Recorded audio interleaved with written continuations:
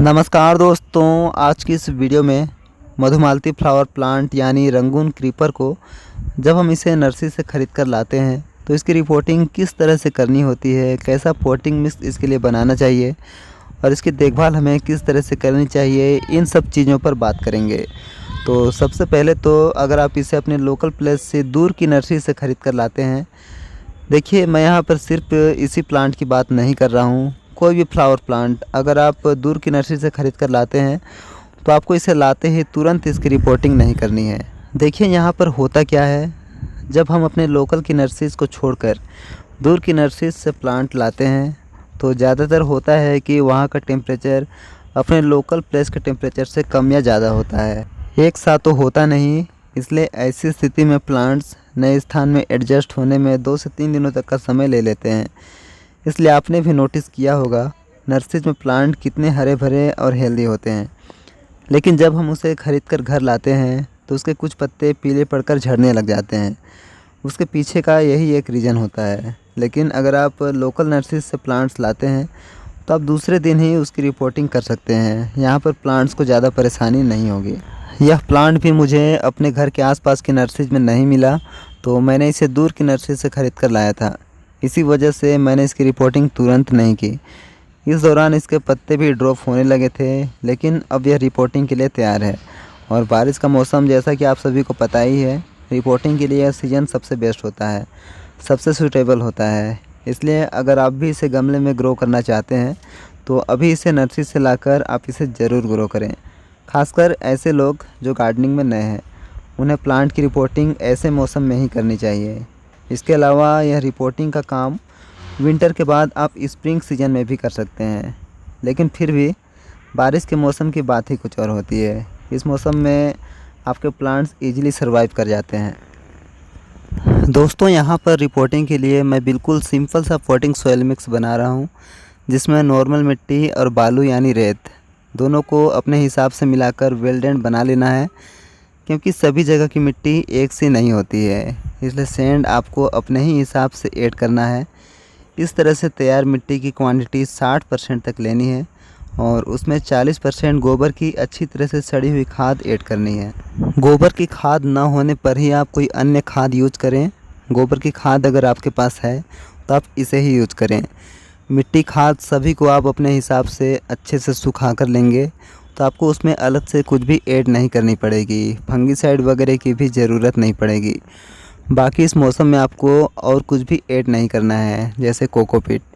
इस तरह की चीज़ों की ज़रूरत बारिश के बाद पड़ती है। इस सीज़न में बारिश के पानी से ही पौधे की ज़रूरत पूरी हो जाएगी। रिपोर्टिंग के लिए मैं यहाँ 12 इंच का गमला ले रहा हूँ और इसमें एक ड्रेनेज होल भी किया हुआ है, जो कि रिपोर्टिंग के लिए यह सबसे इम्पोर्टेंट है तो यह बेसिक ही, लेकिन हो सकता है कि बिगनर्स को यह स्टेप पता ना हो।